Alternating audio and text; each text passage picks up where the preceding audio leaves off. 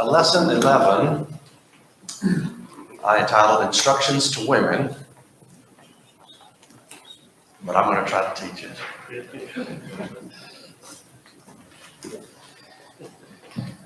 We're studying a series of lessons from what are called the Pastoral Epistles, 1st and 2nd Timothy and Titus. We call trustworthy sayings. Not every one of these lessons is based on a passage that uses the term trustworthy or faithful saying.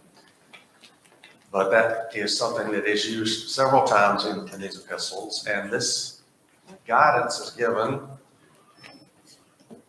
by the Holy Spirit through Paul to Timothy, 2 letters to Timothy and a letter to Titus about spiritual guidance for congregations. That's why it's these are often referred to as pastoral epistles. So you ladies that recently went through a class about older women teaching younger women and helping to train younger women and the role of women. I'm going to expect you to be full speed ahead on this lesson here. So, and while I'm thinking about it, next week is the last week of the quarter, the January quarter. Unfortunately, we lost a time for a lesson back during January when we had a snow. So we're not going to be able to try to cover 2 lessons in 1 week. As you know, it's hard enough for me just to cover 1 lesson in this. So next week, the final week of the quarter, we're going to take the final lesson in the book, lesson 13, called Warnings and Charges. So if you'll prepare that for next week, we will take that.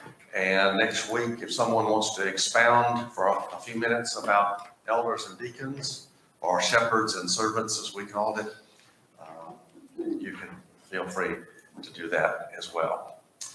Today, lesson 11, instructions to women, the primary text from 1 Timothy 2. 1 Timothy 2, 9 through 15. I'd like to have some woman to volunteer to read that for me, please. 1 Timothy 2, 9 through 15. Who will do that? In like manner also that women adorn themselves with modest apparel, with propriety and moderation, not with braided hair or gold or pearls or costly clothing, but which is proper for women possessing godliness with good works. Let a woman learn in silence with all submission. And I do not permit a woman to teach or to have authority over a man, but be in silence. For Adam was formed first, then Eve. And Adam was not deceived, but the woman, being deceived, fell into transgression. Nevertheless, she will be saved in childbearing if they continue in faith, love, and holiness with self-control. All right, thank you. Now, the first word in most translations of this passage is the word what? In what manner? In like manner or likewise. What does that mean? Like I've been saying about all this other stuff. Right. So the context is what? I told you this already. All right. He's told him this already. He's given some instructions here specifically to women, and he starts that with likewise. He's been giving some other instructions to whom? Men. Okay. So he's given instructions to several groups here, and now it's the women's turn, beginning in verse 9.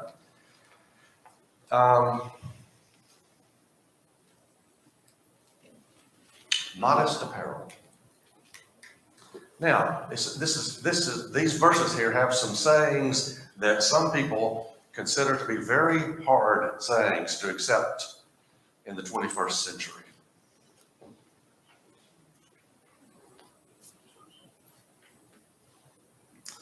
But they're there, aren't they? We can't explain them away. I guess we could try to explain them away, but they are there, and they apply, as I've said in the introduction to this study. If you'll recall that the Holy Spirit guided Paul to write these things to Timothy and Titus so they could give spiritual guidance to congregations in the first century. And they're just as applicable to us in the 21st century. We don't have Timothy and Titus, we don't have Paul, but we have his writings, inspired writings. And they may not be real popular today, but they are just as applicable. The question number one, I asked to give a brief definition of the term modest. Now, I will tell you that I believe that what was foremost in the mind of Paul about modest may be a little bit different than what we may be trying to emphasize as far as a woman's attire, a woman's apparel. Not that the word modest has changed, but we in the 20th and 21st centuries especially have some different pitfalls, I think, for women than they had in the first century. But they had them in the first century just as well, or he wouldn't have written this. And it's interesting when he says, this is a situation where Paul sets up a not but line of reasoning. Not this, but this. And he does that in several passages in the Pastoral Epistles. Don't do this, but instead do this. Or he might do the positive first and then the negative, whatever. One of the things that is interesting, you'll see verse 10. Do some of you, are some of you reading from a translation that has part of verse 10 in parentheses? Okay. What's in parentheses? Which becometh women confessing godliness with good works. Okay. The with good works, in most cases, is not in parentheses, right? All right, so if you took out the part that's in parentheses just for a minute, how would that read?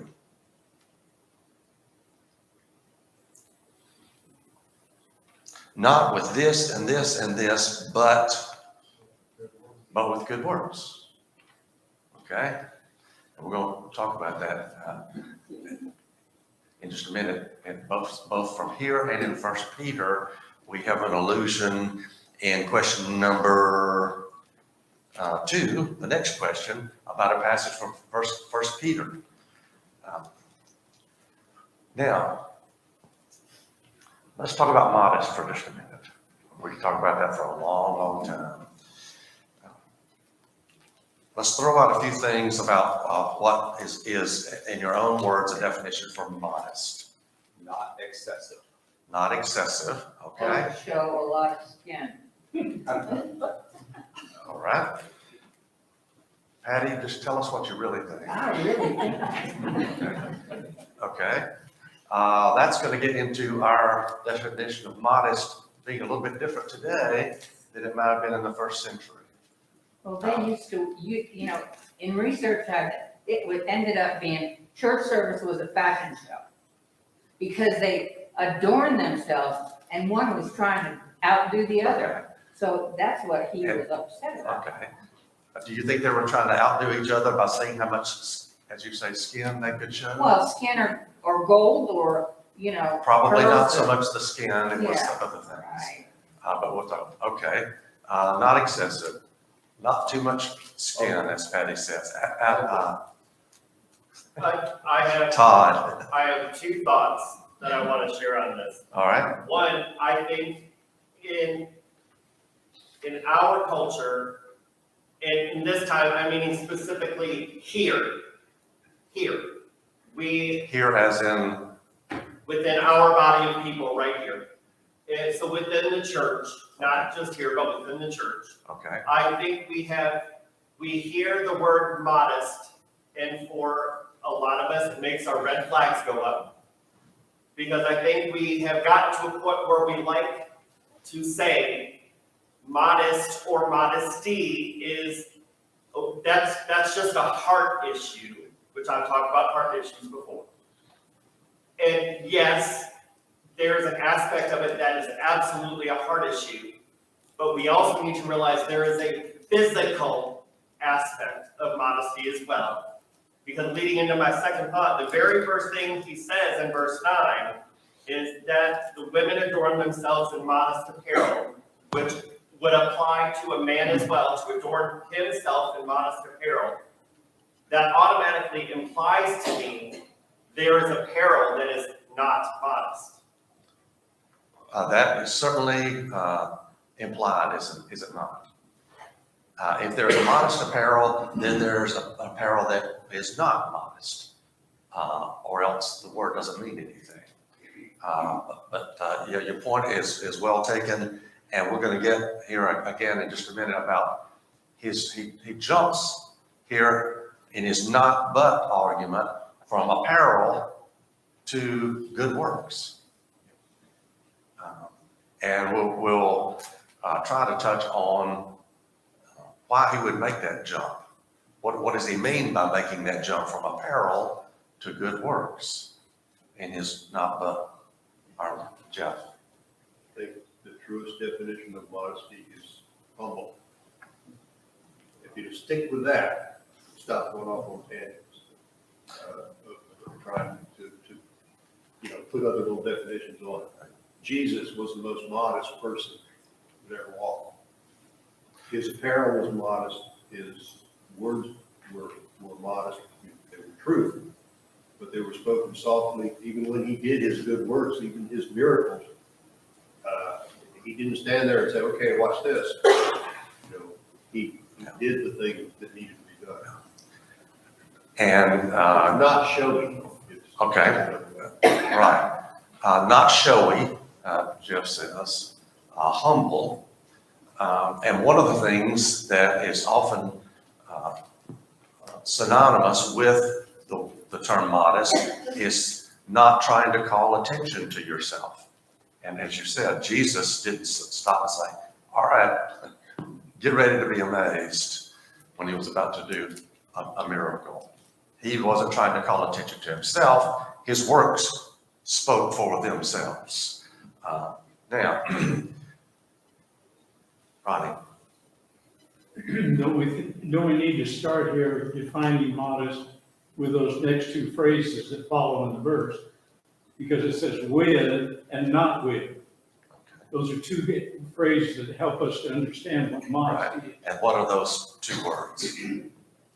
The two phrases are with propriety and moderation, not with braided hair, gold, pearls, possibly. Right, and that's again a not but argument. He says, and you're right that helps us. The King James said with shamefastness and sobriety. Your version says propriety and what? Moderation. Moderation gets back to the kind of thing, Jeff, something that's not at an extreme. And it's not these other things like braided hair, golds, pearls, or costly attire. Now, Self-display. right, saying, look at me, calling attention to yourself. If you look up modest in the dictionary, you'll see some synonyms. Modest as an adjective, other adjectives that go along with that: proper, respectable, decent, orderly, becoming, appropriate. As opposed to improper, irrespectable, indecent, disorderly, unbecoming, and inappropriate. Now, we could talk forever about trying to nail down some specific thing, but I think what Jeff said is correct. It's really pretty simple. But at the end of the day, you have to make a judgment call. Is the attire that a woman has on, or for that matter, a man? Is it proper? Is it respectable? Is it decent, orderly, becoming, appropriate? Or does it seek to call attention to oneself and say, hey, look at me? And is the opposite of a spirit of humility. Now, let's move on into question 2. Every woman, and here he's specifically talking to women, has got to decide the attire that she selects to wear. Is it these things that is characterized by propriety, by moderation, by being respectable, appropriate, proper, and so forth? Or is it, as I said in the passage in Proverbs that where Solomon is warning about watching out for a woman who has on the attire of what? A harlot. Is there such a thing? Yes, there is. There's the attire of a harlot. That would be the opposite of this right here. What is a harlot or a prostitute trying to do with the attire? Yes, that is the goal. The goal is saying, look at me. Whereas otherwise you might not. So there's a clear line here about what someone has on. Now, in the first century, it was not so much of how short is the skirt. It was other things that he talks about in the passage here. And that gets us to question 2. What's the passage in 1 Peter that also talks about wearing of gold? Say again. 3:3. Someone read verses 3 through 6, please, of that 1 Peter 3. Your adornment must not be merely external, braiding the hair and wearing gold jewelry or putting on dresses, but let it be the hidden person of the heart, with the imperishable quality of a gentle and quiet spirit, which is precious in the sight of God. For in this way, in former times, the holy women also, who hoped in God, used to adorn themselves, being submissive to their own husbands, just as Sarah obeyed Abraham, calling him Lord. And you have become her children, if you do what is right without being frightened by any fear. Okay. This is another passage that talks about women wearing gold, as 1 Timothy chapter 2 does in our primary text. And my question was, do these passages prohibit the wearing of gold by a woman? And people are saying no. And my question was, why or why not? And if you're shaking your head no, and you're saying no, it does not prohibit, why does it not? Lisa? Well, it goes back to what Patty said. You know, if the goal, let's say Easter, in our society, a lot of churches have an upsurge of attendance on Easter Sunday. And that's the only time a lot of people go. And if you were to attend one of these services, you would notice that they come in their Easter finery. They will go out and shop for the brand new Easter dress. That's a big thing, you know. And it goes back to, are you there to show off your brand spanking new Easter finery? And what Patty said was, historically, it was like a fashion show, you know. Yeah. And so the gold was not there just to make the dress look better. It was there to, in excess, you know, and your wife has on a string of pearls, you know. I noticed that. And it's like, that's one of the things listed in here together with gold, is you're not supposed to have pearls or braided hair. Right. Well, in our society, you can go to the thrift store and get pearls for next to nothing, you know. And as far as braided hair, does anyone even look at that as a, ooh, that's immodest? I mean, we braid our hair all the time, and it's of no, never mind. Because it's not the fashion show attitude to braid a head. You just braid it to get it out of your face. It's a whole different. And if people were to come in our church and feel uncomfortable because they could not afford to dress like we're dressing, then you would have the problem with the gold and the pearls and the costly clothes, because you're causing someone from the outside to be where I can't worship with these people because I can't afford to be part of this fashion show. And it would put some people, make some people ill at ease if they're not able to dress quite like that. Right, That's- in our society, like you said, we tend to think of modesty as being, like Patty said, skin showing, because you do have some people, they're perfectly modest in every way, but yet they did not look in the mirror before they walked out of the door. And so when they bend over or whatever, it's like, what, okay, So there does come an element of that for us, whereas back in the day that Paul was writing this, that probably was not even an issue. I think that's correct. Let's get some follow-up on that, Matt. I think it's always interesting when we look at this. I hope if it said, don't wear gold, don't wear pearls, that as Christians, we would not wear gold, nor would we wear pearls, regardless of what society says. But you've referenced it a number of times, the not but statements. And a lot of people don't necessarily know what you meant by that. But if you look over in John 6:27, do not work for food which perishes, but for the food which endures to eternal life.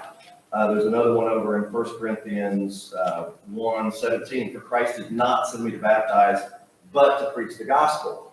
In 1 Timothy, the first section that says, adorn yourself with proper clothing, modesty, and discreetly, that's not part of the not but statement, right? That's just saying, do this. But then it says, not with braided hair and gold pearls across the garments, but rather with good works. So it's not saying don't wear pearls or costly garments. It's saying that that's the less important thing. That's not the focus. The focus is on the other part. That's right, and that's good. That's the clarification of the not but statement. Here's an example I wrote down. If you said that car is built not for cargo capacity, but for speed, does that mean it can't carry any cargo? No, it means the emphasis in this car is for speed. And the emphasis here, I think it's a matter of emphasis. Like you said, it's, if you look, I'll get to you in just a second. Who was Wayne or Barry? Okay, give me just a second. Give me just a second. Look at 1 Peter 3 again, when he says, do not let your adorning be external, the braiding of hair, putting on gold, or what? Wearing clothes. What does that tell you? Is he forbidding wearing clothes here? No, he's talking about emphasis. What you emphasize. Don't let your emphasis not be on what you put on, whether it's pearls or gold or braiding the hair or the kind of fancy outfit that you have on for Easter and the hat that goes with it for Easter, and all that. He says that's not your emphasis. In 1 Timothy 2, we'll go back to what we alluded to earlier, is the but. After you take out what's in parentheses, the emphasis is not to be on what you wear, but what? Good works. Let that be your emphasis. The good works. What is 1 Peter 3's emphasis? Not the putting on gold or braiding the hair, whatever, but what?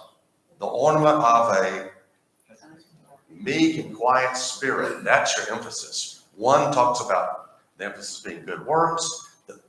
Peter's passage talks about the emphasis being a meek and quiet spirit, and we talked about that in a previous lesson. So it's the emphasis, and that gets back to, as Jeff had said earlier, modest. A meek and quiet spirit is a humble person that's not showy, saying, hey, look at me. So these not but statements are regarding the emphasis, the good works, and the meek and quiet spirit, not what you have on, and how people can say, hey, what's the song that Eric Clapton had a song about, you look wonderful tonight, and walked into the party, and everybody stopped to look at the person that he was with, because she had a meek and quiet spirit, right? No. Lady in red. Thank you, yeah.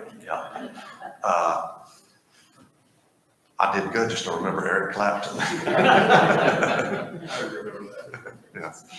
Now, Barry, what? Well, you sort of already answered what I was gonna say, but, you know, Peter did not, I said no, Peter did not forbid all adornment, but the principle was the same as the one used by Paul in 1 Timothy. It was always godly men, women, their outward adornment was always in moderation and modesty, but the emphasis was always on inward adornment. Right, yeah. Quite different. It's the good works, and it's the meek and quiet spirit. It's not what you have on. And if I thought that the Bible was prohibiting Sandy from wearing pearls, I would have said something. I don't think it is. My dear mother, God rest her soul, took this passage literally. She didn't believe that she should wear gold. That was her conscience told her not to do that. With love in my heart, I think that she misunderstood what was being said here because of the context and the way this is phrased, but that was her conviction on that, Jim. I think the difficulty we really have with this subject is that we really are told, we're directed to deal with something that we normally totally reject as something we should consider. And that is, it's relative. Yes. It is relative. Yeah. There are places where, you know, we men here and ladies here all think that they're dressed reasonably. There are places you could go where they would think you were Elton John. Okay? And why are you dressed so gaudily? Yeah. Because no one there does. And I think you're correct. What Jeff said, this is relative. You don't have any passage of scripture that says how many inches above the knee a woman's skirt can be before it stops being modest. So it is relative. And I think it's different in the 21st century than if in ancient times, a woman's ankles were not to show. And we won't belabor the point, but it has to be something that is proper, respectable, decent, orderly, becoming, and appropriate, and showing a meek and quiet spirit, as opposed to saying, when we talk about pushing the limits, should a woman be saying, how close can I get to this and still be okay? I think that pushing the limits is a mindset that is the opposite of the meek and quiet spirit. Yeah, if you look at the first 8 verses of this chapter, it focuses on what our appearance is supposed to be. Godly, holy lives before God and before other men. And the things that we're talking about here in the latter verses detract from that. What is going to get another person's attention in a godly, holy way, not in some other way, not with gold and silver and jewels. Right. God is not impressed by it, for one, but what God is impressed by is good deeds, holiness, and good works. Right. Well said. Yes, Ron. And I hope that we don't talk this down so much, that we treat the responsibility of a woman as, I don't know how to express it, but as if she can be kind of careless about it. I don't think we have. But I think we need to think about the fact that there's a difference between male and female here. And females historically are more concerned about the way they look. Nothing wrong with that. That's just the way, the difference that God has made us between man and woman. The females are more drawn to be concerned about that. So it is of greater concern to them. And they need to continue to show greater concern about how they dress, how they look. They naturally will be as opposed to a man, but let's don't lessen the force of this passage Yeah. here at all in terms of the distinction between the man and the woman. I agree. And when Proverbs talks about the warning against the attire of a harlot and being drawn to that, people didn't have to say, what do you mean by that? They know what is meant by that and why it's a danger. And if people use common sense, they will understand that there are limits regarding, especially in this case, a woman's attire. And again, the fact that if it draws undue attention to yourself, then I think it falls outside of being modest, because that is not in the appropriate realm. We're gonna have to- Ask, why am I wearing this? Yes. Why am I wearing this? Now, again, in the not but argument, we're talking about adorning. You remember a couple of lessons ago, we talked about making God's doctrine attractive, and talks about adorning the doctrine of God, making it a beautiful thing. Should a woman put on attire that makes her beautiful? Is there a problem with that? No. She can adorn herself, but the emphasis on the not but argument is that's not the main emphasis. I'm putting this on this morning because it will make people notice me more than otherwise. Or is it something that is appropriate and proper and decent that accentuates her natural beauty? And we're gonna have to move on. I want to get at least a couple more. Question 3. What is being prohibited in verses 11 and 12 of the primary text?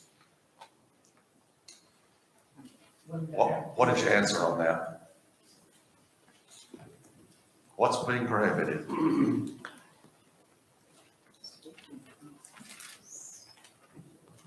Somebody. Usurping authority. In specifically, in what way? In teaching. Now, is this talking about just teaching in general? No. My belief is this is talking about teaching in the assembly. I believe in the context here, he's clearly talking about things that are happening in the assembly. Starting back up with verse 8 about instructions to men. Men pray in every place, lifting holy hands without anger or quarreling. Then later on he says, I do not permit a woman to teach. She is to remain quiet.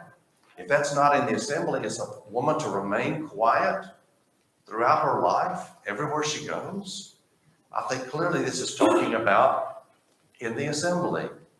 Now, let me hasten to add, I don't think that means it's okay for a woman to just wear anything that she wants, no matter how outlandish, when she goes to the store, but in the assembly, she has to be decent and modest.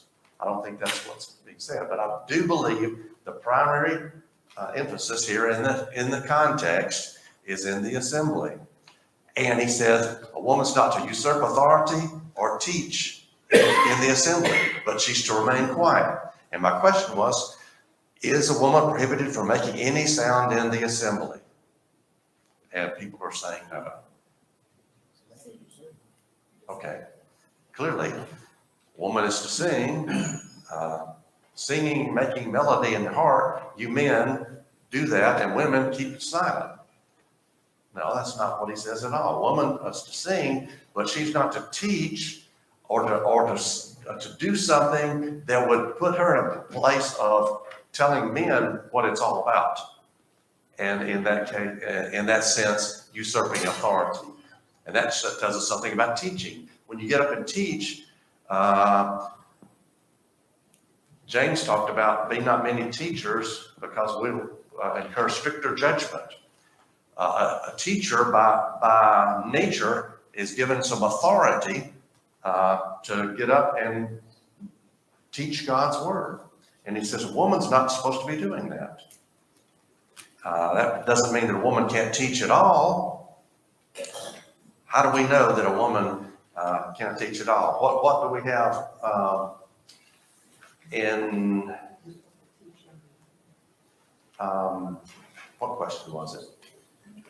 2 Timothy 1:5, one of the Pastoral Epistles references. Question number 5. What's in 2 Timothy 1:5? Sorry. Lois and Eunice teaching whom? Timothy. Now, were they usurping authority over Timothy? No. Timothy, the obvious reference is Timothy's growing up as a boy, and they're teaching him first the grandmother, apparently the grandmother to the mother, and the mother then on to the boy growing up. Might as well take question 5. What important application can women of today make from that passage?